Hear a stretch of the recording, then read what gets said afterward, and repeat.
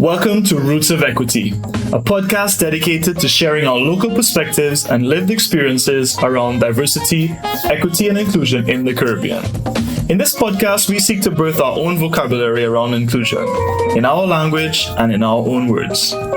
I'm your host, James Walker, and in this episode, we speak with Maria Daniel, partner at Ernst & Young. Maria is truly one of the region's leaders in the field of sustainability, but just as impressive is how frank, open, and hard-hitting she is. This episode is full, and I mean full of gems, especially for those who lead teams. I can't wait for you to hear it. Welcome, everyone. I'm here with Maria Daniel, partner at Ernst & Young, EY, in strategy and transactions. Maria, if you don't mind introducing yourself, tell us a little bit about yourself. Okay, I've been a partner at EY, let me start there, for 22 years.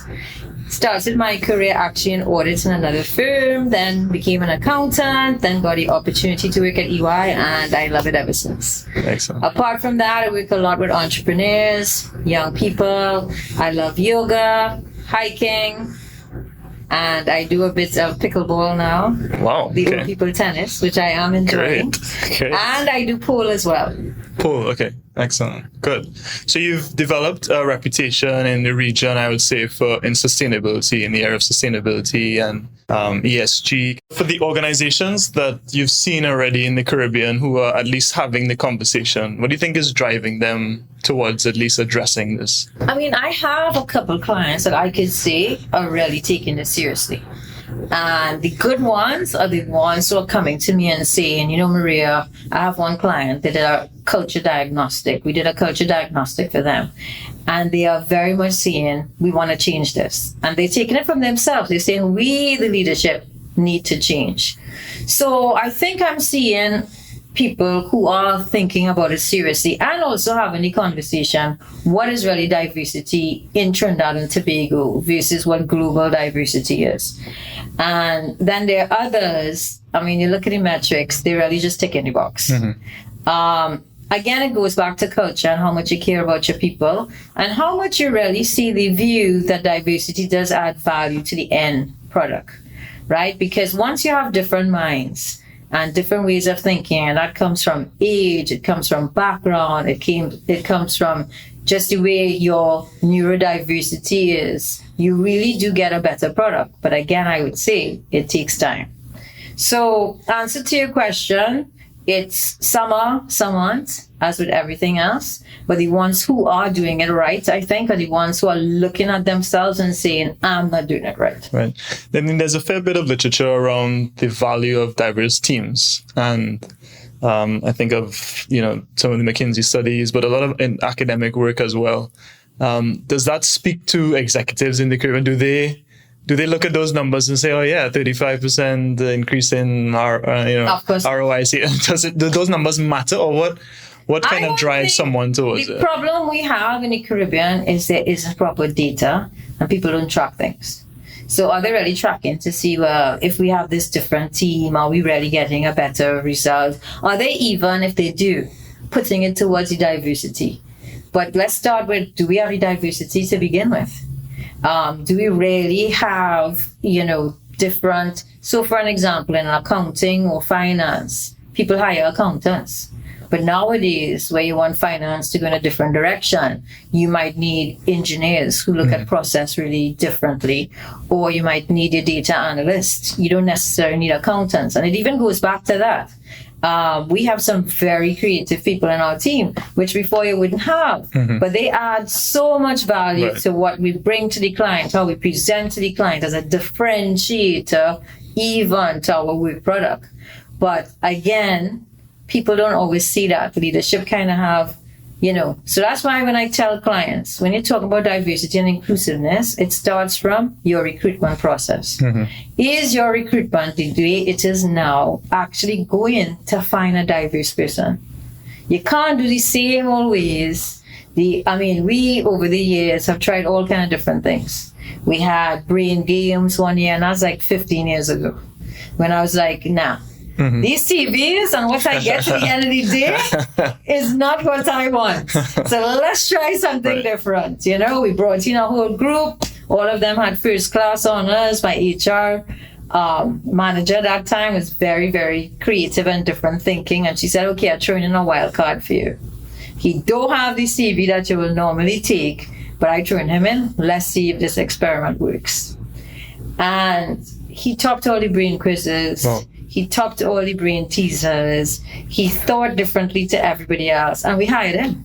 Right. And he now works for Netflix in the US, ended up going to MIT. Amazing. Yeah. So the point is sometimes people just need a break and you need to think, my recruitment process is really going to give me what I want from a team of diversity. What are the key elements that you would say that you'd want to change in the average Caribbean recruitment process to bring a greater sphere of candidates to consideration? What would I change? I think when you look at those job descriptions, and we love, you need job description from structure. But in terms of the recruitment process, I haven't seen anybody done a lot differently. It's the same ads with the same requirements. We look at who has first class honors, but are we looking at, did they study 24 hours a day to get the first class honors? And I can tell you, the ones who have do not work out that well in the working life, because they have to be so root and so structured in their thinking, especially in a service line like ours that's changing all the time. So I think it's, let's think differently. I actually think our idea before, where we put them in a room, give them brain teasers, show how they relate to people, because a lot of it is attitude, right? If you have the right attitude, you can train. I also don't think that you need certain qualifications for certain jobs. What you would find, people with the right attitude and naturally bright could do anything. So if we really want to get the best people, we need to stop saying, okay, this is what they should look like. And what that should look like is where the bias comes in. Because even for people who are well trained with the great degrees, most of them are doing stuff that don't have anything to do with what they study. They don't. The point is, what's their capacity to learn? Capacity to learn? How do you pull that out in a recruitment process to allow you to, have that person, regardless of what that person looks like or talks or their gender or their sexuality? How they dress. You talked a little bit about biases before and knowing your biases. What are the ways in which you might help your clients open their eyes to some of the biases that they see, or how do you even address your own biases? Yeah, I'll give you an example. So actually it's in Jamaica that I was doing work recently, and it hit me there too. And I booked a read by Debbie Jacob, Wishing for Wings, about the prisoners. And she was the one actually that opened my eyes to this. So we've all learned about grammar and what is proper grammar. And we see, when somebody's speaking with these green verbs in Trinidad, you can't be an executive and speaking like that. I've heard that a few times. Yeah. And I will be honest, I had that view, right? And in that book, she mentioned that it's a language on its own. And this is their language. And when we make people feel that their own language is wrong, and I'm using the word wrong because that's how we view it, then they stop feeling like they belong.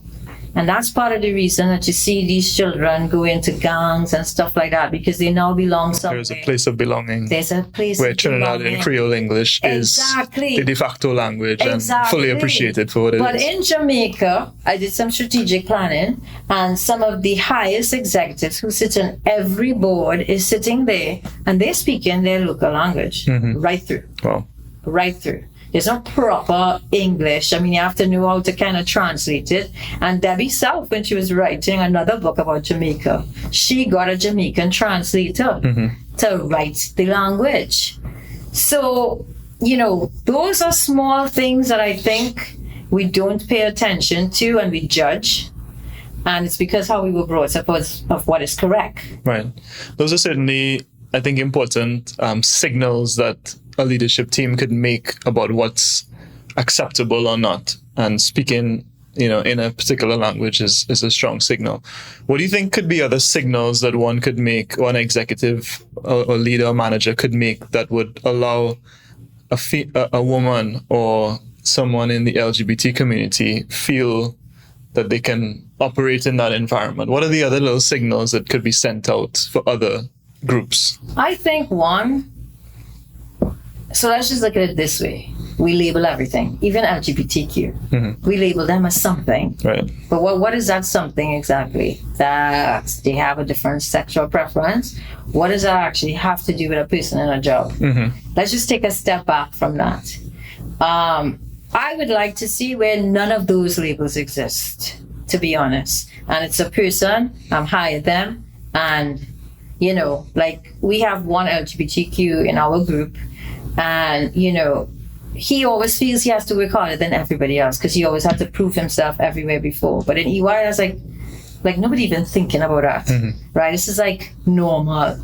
I put it in inverted brackets. So in terms of signals, it's, I don't know how to explain this, but we need to do away with labels, and we need to just see people as people. What do you bring into my team? How do you get yourself in that view is, for me, again, first of all, admitting to yourself that you're biased. Then you work through, how do I reverse that bias? And only if, I guess, even in your recruitment, you mix your team as well. And again, when you see a resume, you don't know who the person is or what they are. So, you know, why when you see them and you talk to them, the bias starts to take place, you know? So from a signals perspective, we have so many different bias. Sometimes where people went to school, sometimes what class they're from, where they live. It's very different in Trinidad in terms of where the bias comes from. It's not just race, it's not just sexual preference. The way I see it, biases are kind of what makes humans human in a sense. Biases allow us to make quick decisions. They allow us to know, do I run from this animal or can I stay here? There's certain things that you develop over time. So to me, it's about recognizing them, but ideally not stigmatizing the bias either. Right. So if you can recognize in and of yourself that, you know, I really prefer in a boardroom environment to hear somebody speak standard English. I mean, that is something that you could coach someone and say, hey, you know what? We're presenting to this external party now, and, you know, I think it's going to be really strong if we have strong, you know, English professional language, and we're going to do the XYZ. As much as it takes a little bit of humility to say, hey, I don't actually like something. Yeah. You know, and but it's true. That to me is a little courageous. You have to step out yourself a little bit, be a little vulnerable to admit you have a particular bias. But it's kind of like, I just don't know why I thought about it, but it reminds me of when I was probably about 14 in school, and in this Catholic school, they said, you know, your feelings aren't sins, it's how you act on them, you know? So it's kind of like, well, your instinct, which might be towards the thing you know best, and your instinct might not be towards the new thing that you don't understand. But appreciate that. That's okay. But what do you do with that next? What's your next move? Is your next move not putting that CV aside? I don't want that person from that area coming into my business. Or is your next move, let me just park that person's where they live now. Let me go and read the rest of the CV properly so I could really understand whether this is the person or not. Yeah, that's exactly it. I mean, and you're right. I could tell you personally, and I had a game video, I was like, but I'm like, Maria, what is your problem? And you know what you'll find too? So I'll tell you, even with our LGBTQ guy, nobody sees them as that, because once they start to speak, whether somebody have green verbs or not, and you see and they know this stuff, all of a sudden it becomes less and less important. The problem is you don't get them at the table to begin with because of the bias. And I don't think bias makes us make decisions. That's risk. Right. But if you think of it, what's the risk? What really is the risk? That we lose a client because somebody said a green verb. You know what I say? That's not a client I want anyway. Yeah. Yeah. So you're right. It's brave. Like, you know, somebody might say, well, you know, even with the gender, I don't necessarily support equality, because I don't think people could be equal. I can't be a man and a man can't be a woman, right? You can't. Let's not go down the transgender, because I have a whole view on that as well, right? But what we have to look at is equal opportunity. And do we have the right person? Like, we have all this talk about every company must have X amount of women on the board, etc. That's not me either. Because one, I think we miss the point that some women choose not to be there. And what I don't want is women are now forced to make choices to fit into this corporate equity thing. and give up opportunities to be a mother, to be family. I am a career woman. I love career, but I'm also a mother. And when you talk about bias with women and you talk about changing your bias, I hear the men say it all the time.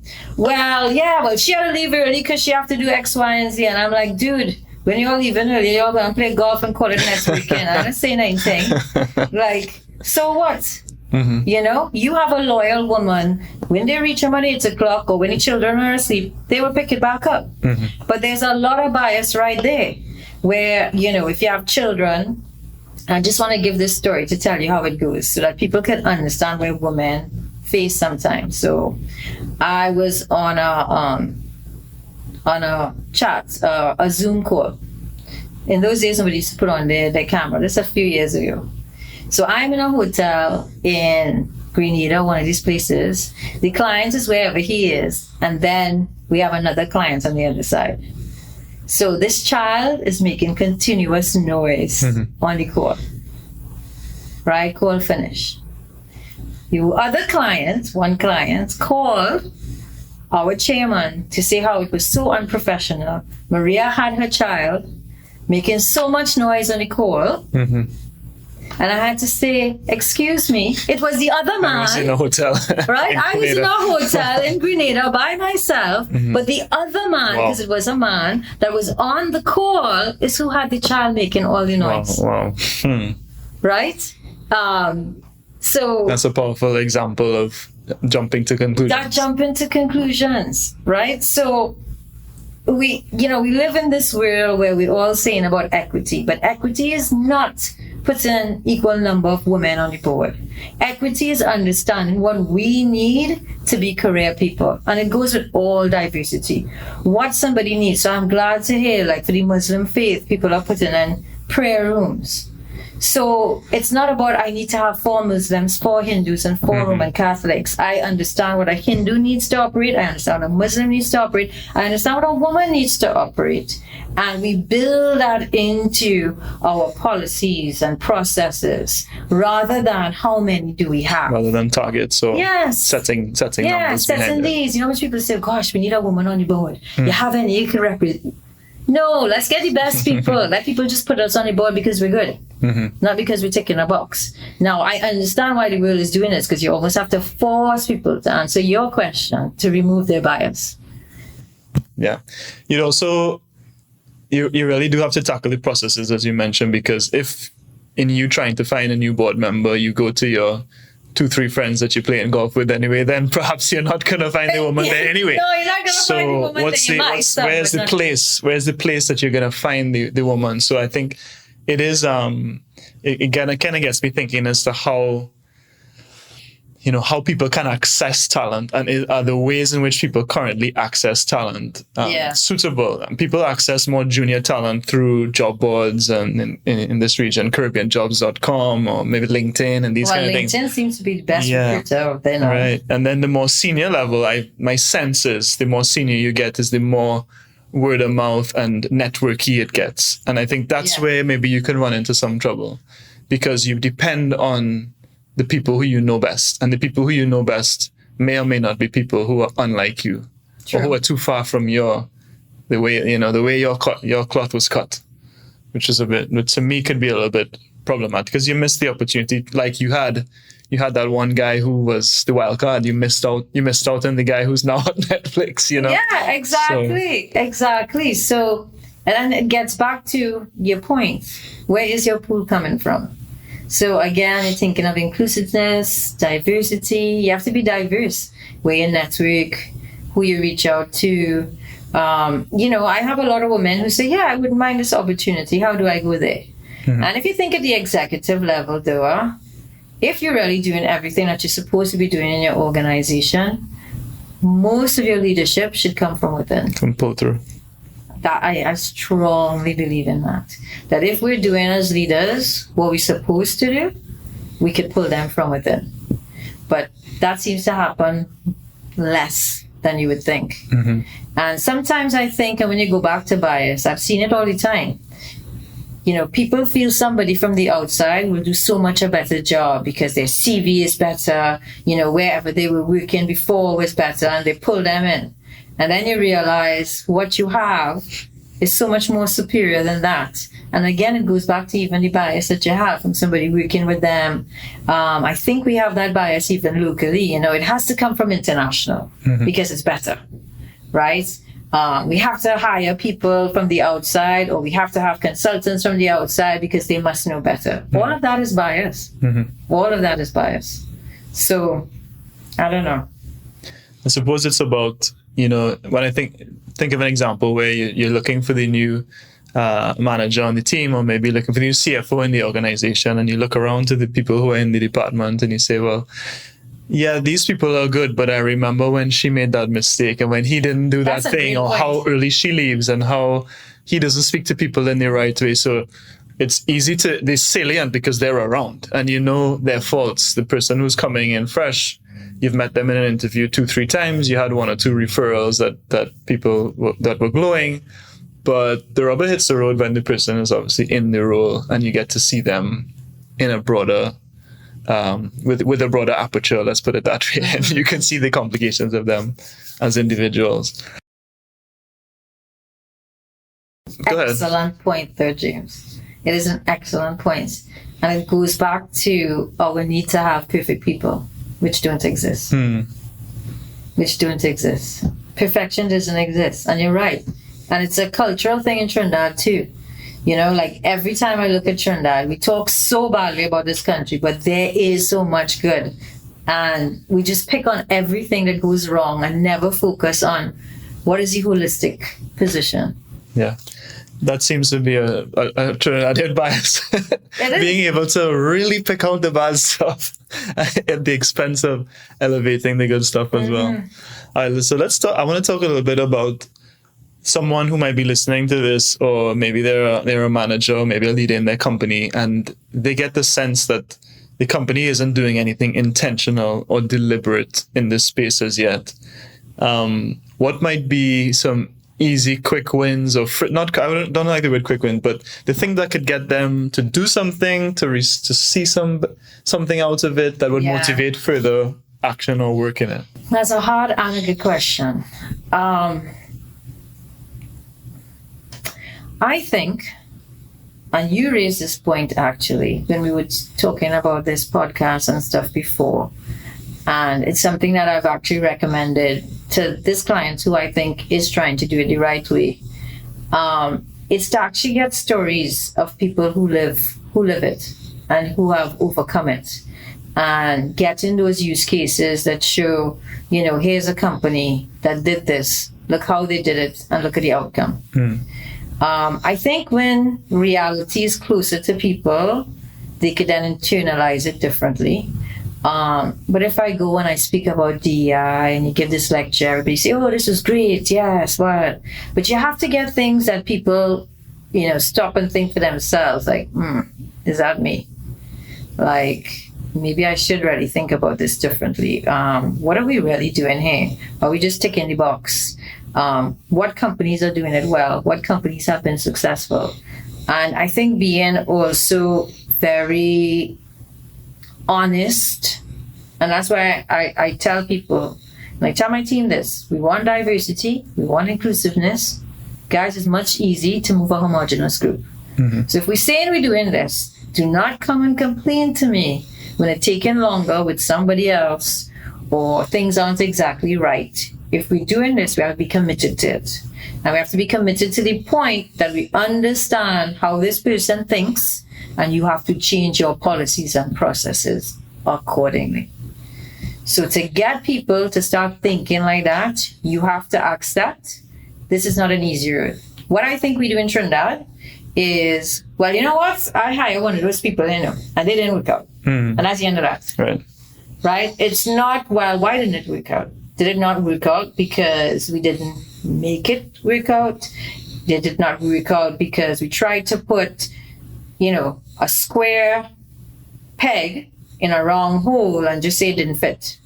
Because that's what we always say, right? If you think of it, The right people is getting your circular person for the circle whole. That's the old time theory. But if we're really serious about diversity and inclusiveness, it's not about the square anymore. It's about the wrong hole, which no one is looking at. Right? We always say, get the right, and we've used that example all the time. You have square pegs in a wrong hole. Yeah, but we never thought about, are we supposed to have a square peg? A square hole? Right, yeah. So I don't think there are quick wins, to be honest with you. This is not a short journey because you're talking about human nature. And we've been brainwashed for how many years, right? So unless you have an open mind and you have a mind that actually accepts different theories that we were not taught in school. I went to a Roman Catholic school. I have a complete Roman Catholic family. And I feel more attached to Buddhism and Hinduism and all those other things. And the only reason is I said, you know what? Yeah, I might have a bias. Before I have this bias, I'm going to read all the religious books. So I read the Gita, the Quran, read Buddhism, Taoism. And I said, I'm going to decide for myself what makes sense. I'm going to put everything else that I learned before because somehow that never sounded too right to me. And I'm going to see what makes sense to me. I think we don't ask enough questions in our lives. We accept. And I always tell my young people, just be curious. Just go and find out. If they have 10 buttons in something, I touch in each one because I want to. You never know what you will find. And it's the same thing with everything in life. You have to explore. So if we're talking about diversity and we're talking about inclusiveness, go and read up. What is neurodiversity? Go and read up if somebody is on the autism spectrum. What does that mean? Some of the brightest, and I mean this, are dyslexic people. The brightest that I have met. My best clients, who I would say have the most intelligence, are the ones I knew that had dyslexia. But look at it. They would have been last in class. Right? Best entrepreneurs. So, and the way you communicate with somebody in dyslexia is very different. How they process is very different, but they tend to be extremely creative or could calculate really fast. So, my point being, if we talk about diversity and inclusiveness, first sit in the person's seat and then decide what you need to do. But I think we're going the other way around. We need to put a process in that says we hire X, Y, and Z. But nothing else has changed. Then they're not going to work out. They're not going to work out. So really, you need to dial up that listening skill somehow, and you need to dial up the introspection skill as well. And hearing people's stories and let them tell their stories. And I suppose, I think you're an open-minded person to go and read different religious texts is an open-minded thing to do. And not everybody might have that kind of skill set that you do for that.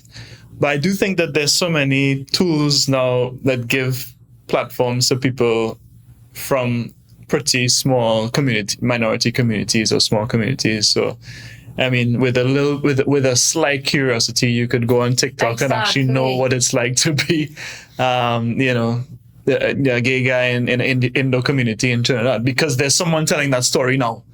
So actually the access to stories, in my view, has gotten easier.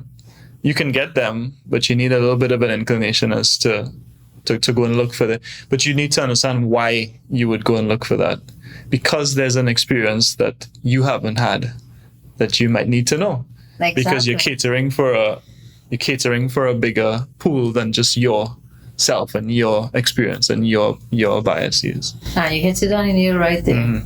So that's exactly it. I tell people that every day. Like, you can't say you don't know about something nowadays. There is so much out there that you can find, but are you going to scroll past that? So the challenge is, you want to talk about DEI and you want to talk about diversity and inclusiveness, you cannot do that with a process or a policy. Nothing is going to change. And you can't do that with tools or methodologies and all these big, I'm a consultant, but I try not to do too much of that, but it's there. You really have to say, okay, how do I need to change? How does my recruitment process need to change? Where are my pools of people that I'm looking for? Is it just a first class honors? Is it just academics? Let me see what this person does outside. Let me see how this person thinks, how they write, what they post, right? that tells you so much. There's so much available about a person before you even meet them, which could be a pro and a con, because you could also build biases that way. Exactly. Right? If you're triggering the same biases, then it doesn't. Exactly. You're just feeding that confirmation bias. James, I don't know. I don't have a whole lot of trust in this human race, you know. Yeah. I think there are also things that the Caribbean and Trinidadians do well. Oh, as well. yes.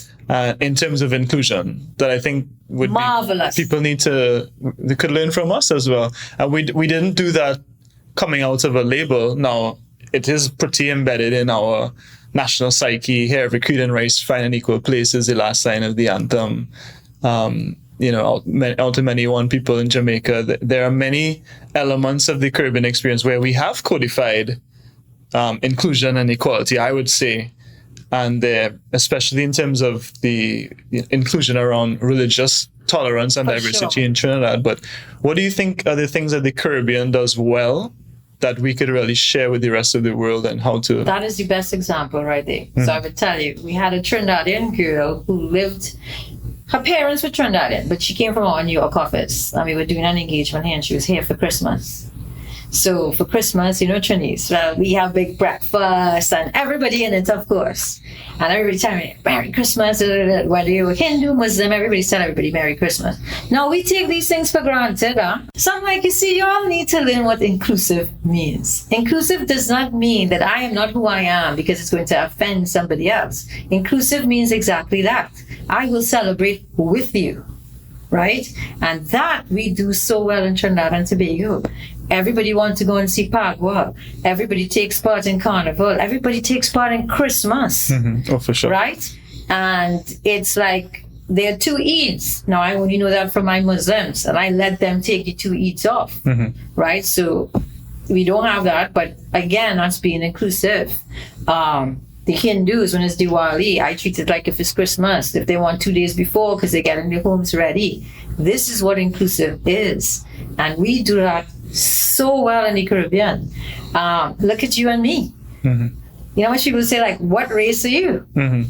I have all.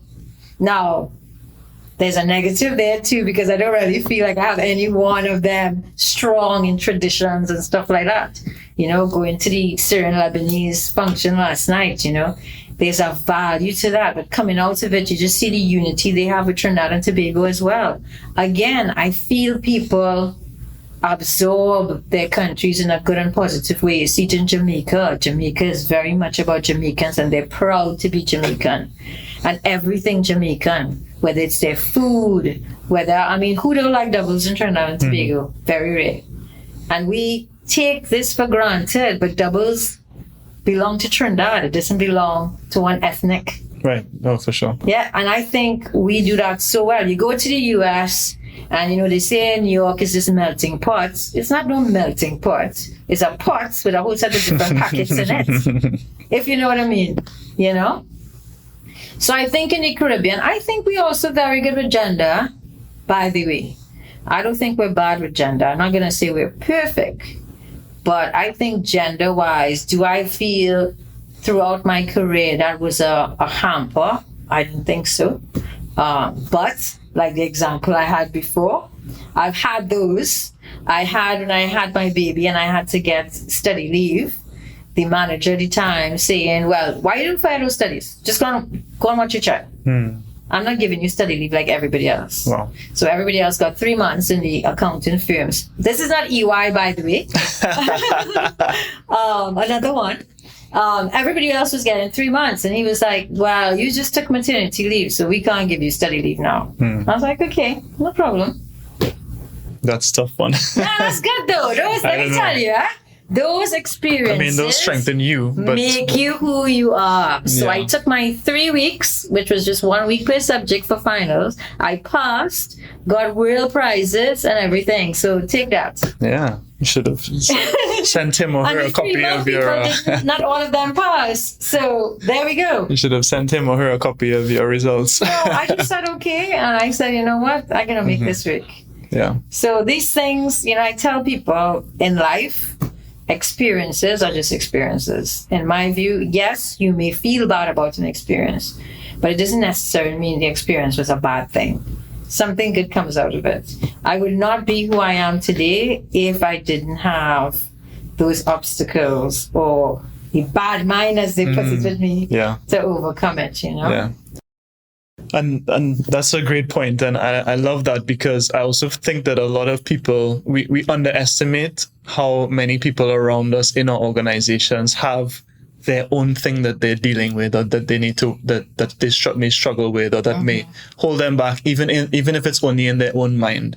So yes, you have people from religious minorities or LGBT or disabled or neurodiverse, but there's also someone who's caring for an elder parent. There's also someone who is conscious about her weight, and there's someone and there's so many things in the spectrum of human behavior that people are dealing with. So even if, and this goes back to the concept of labels, they may not fit into any label that you could set a target on in diversity, but that person's insecurity or that person's challenge is important to them, and maybe holding that person back in progressing in their job, or maybe holding that person back in fully opening themselves up in a meeting, or giving a view on something that you might be missing out on because they just feel, well, I'm not part of this group.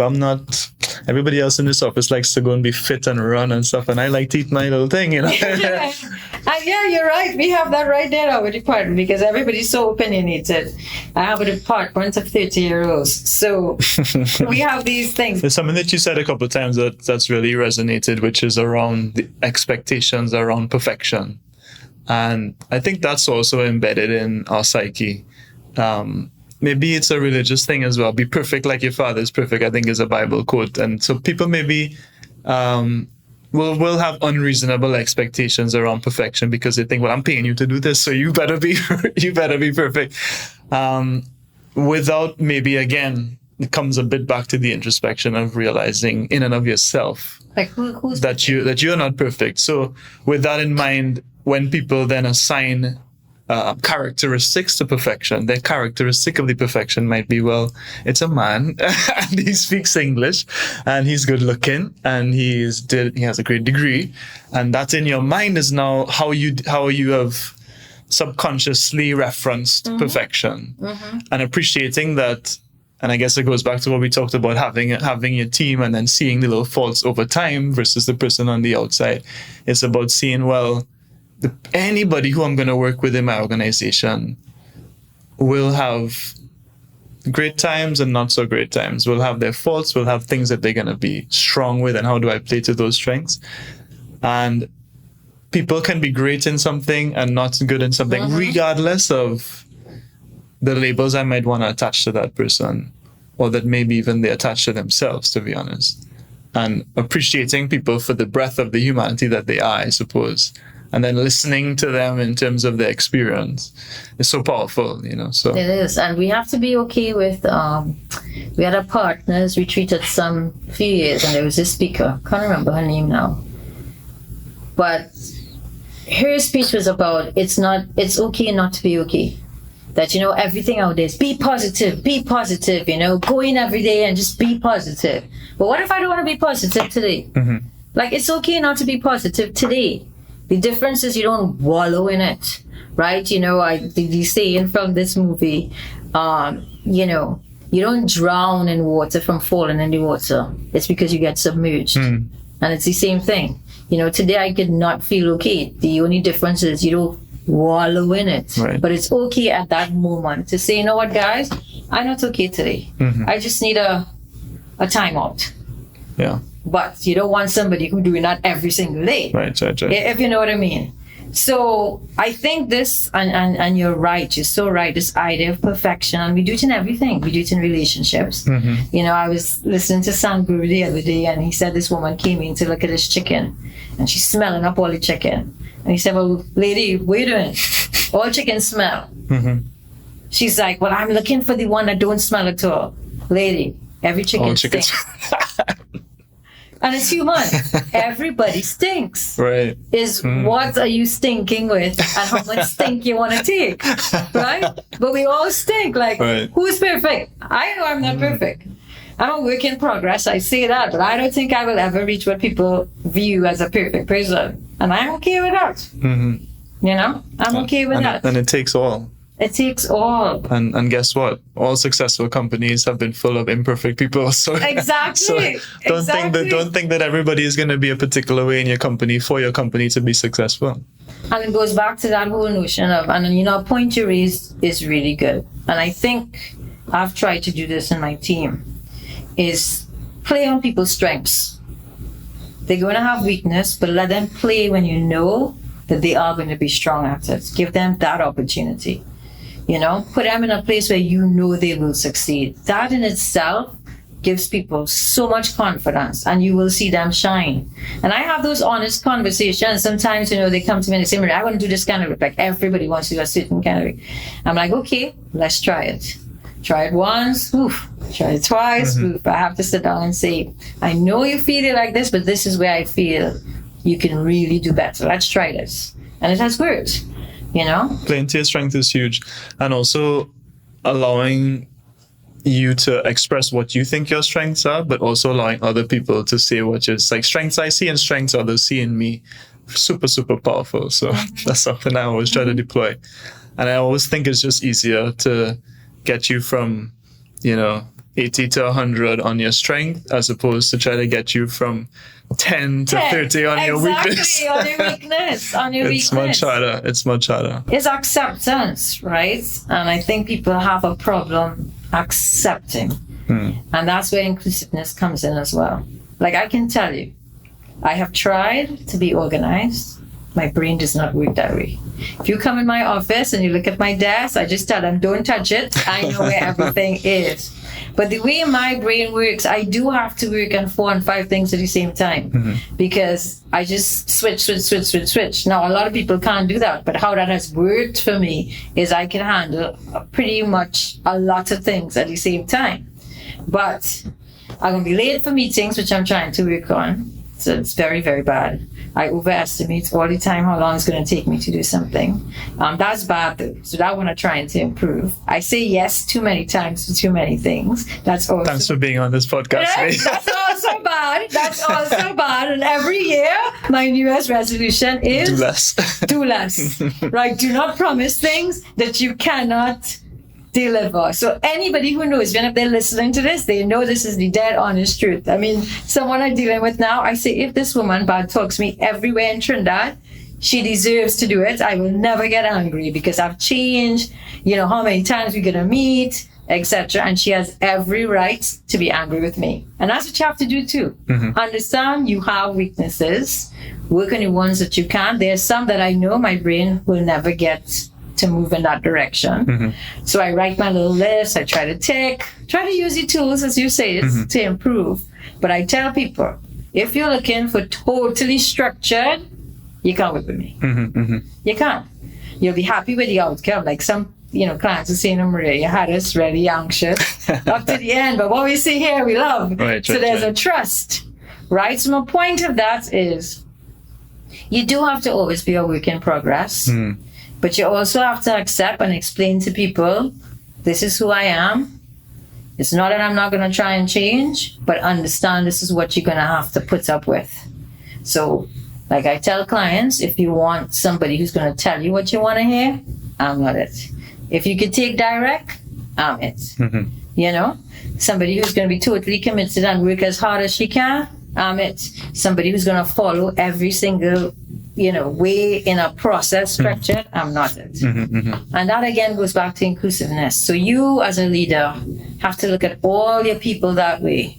And as you say, don't try to take that 10 and get it to 50 when just getting that person to 15 is a big accomplishment. You know? Yeah, I found in my career as well that the more senior I become, it's a bit easier to self-express my strengths and what I don't like to do as well. I definitely feel that in the first 5-10 years, I was very reluctant to admit that this wasn't for me. You know, I would battle things, you know, battle it and try to shield myself from being exposed for the weaknesses as opposed to playing up that strength. And that was a big lesson eventually to say, yeah, but you're very good at these other things. And if you're spending more than half your time working on these things that you're not good at, you're missing the opportunity to contribute in the strengths. Yeah. You know, That's a great point, actually. That's good advice. This has been fantastic. I always enjoy our conversations, so this is no different. And I really appreciate the insight that you've given, your experiences, your life experience, your lessons, the things that you've shared with us. So thank you so much, Maria, for your time today. Thank you.